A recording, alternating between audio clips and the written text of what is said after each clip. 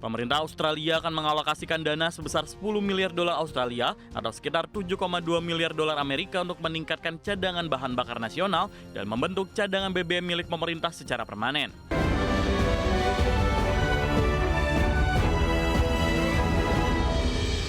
Pemerintah Australia akan mengalokasikan dana sebesar 10 miliar dolar Australia untuk meningkatkan cadangan bahan bakar dan cadangan BBM nasional.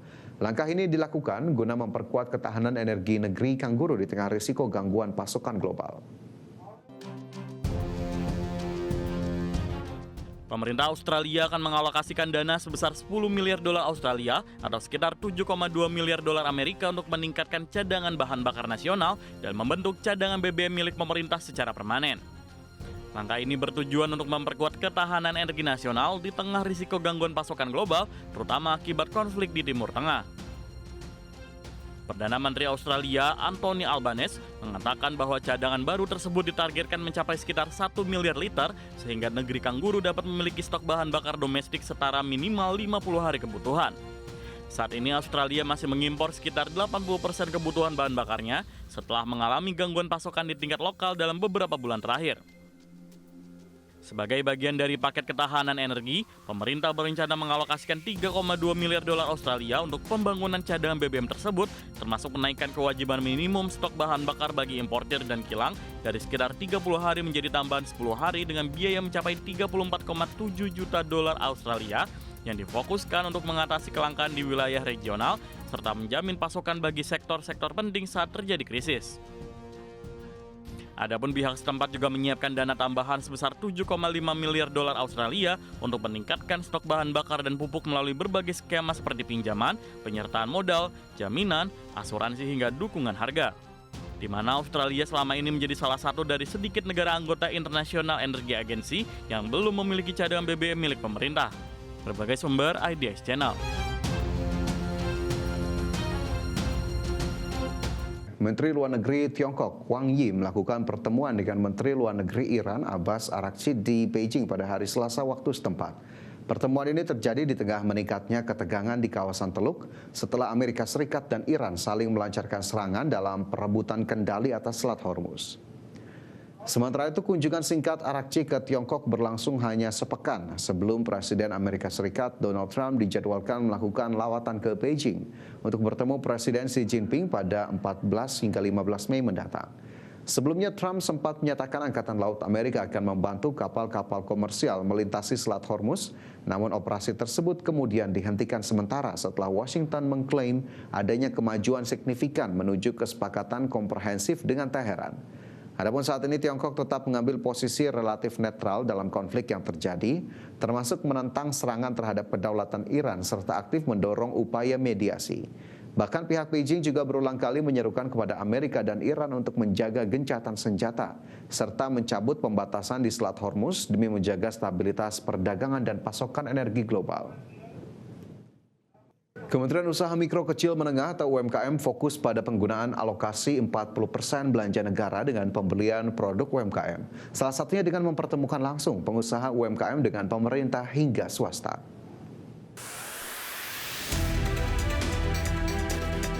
Pemerintah melalui Kementerian Usaha Mikro Kecil dan Menengah atau UMKM mendorong pengguna alokasi minimal 40% atau sekitar 400 triliun belanja negara untuk produk UMKM termasuk melalui lembaga kebijakan pengadaan barang jasa pemerintah serta diperluas lewat keterlibatan sektor swasta. Wakil Menteri UMKM Helvi Muraza menyebutkan salah satu langkah memanfaatkan belanja dengan Gelara Innobuyer B2B2G Expo 2026 dengan mematok target ambisius nilai transaksi sebesar 2,5 triliun.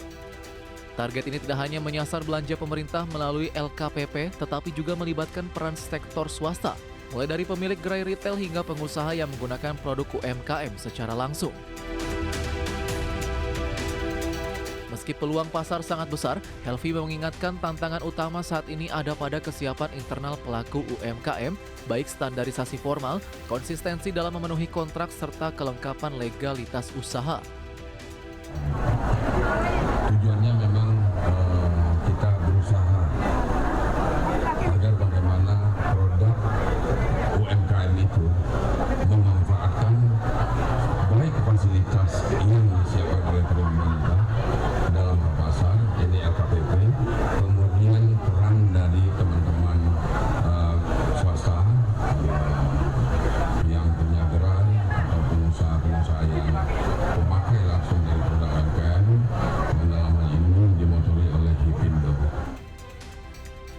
Tak hanya itu, pihaknya juga terus memberikan pendampingan agar pelaku usaha lokal dapat memenuhi kriteria yang dibutuhkan oleh para pembeli pasar, mencakup peningkatan kualitas produk agar mampu bersaing dengan produk impor di dalam negeri. Dari Jakarta, Ade Firmansyah, IDX Channel. Menteri Keuangan Purbaya Yudi Sadewa berencana menerbitkan obligasi dalam mata uang selain dolar Amerika sebagai upaya pemerintah dalam memperkuat nilai tukar rupiah. Menteri Keuangan Purbaya menyebut jika pemerintah akan menerbitkan surat utang negara lewat Panda Bond yang akan dirilis ke pasar China.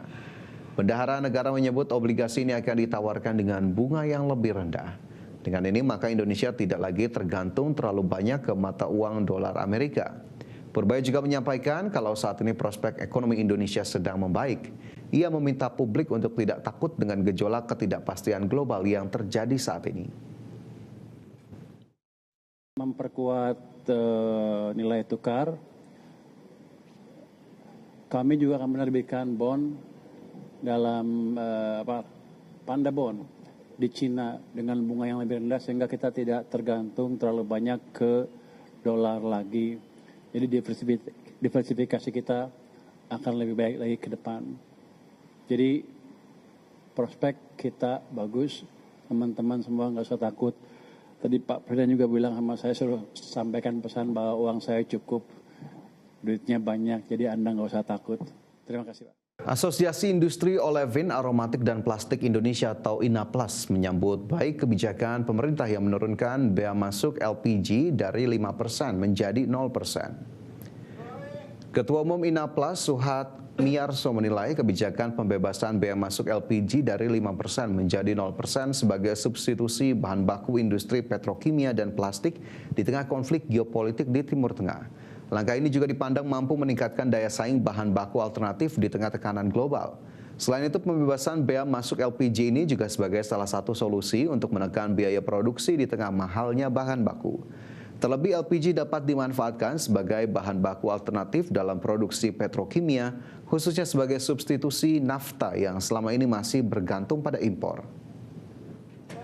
Namun perlu diketahui bahwa LPG ini tidak serta-merta bisa kita manfaatkan dalam jumlah besar dengan harga yang kompetitif untuk memproduksi produk-produk kita.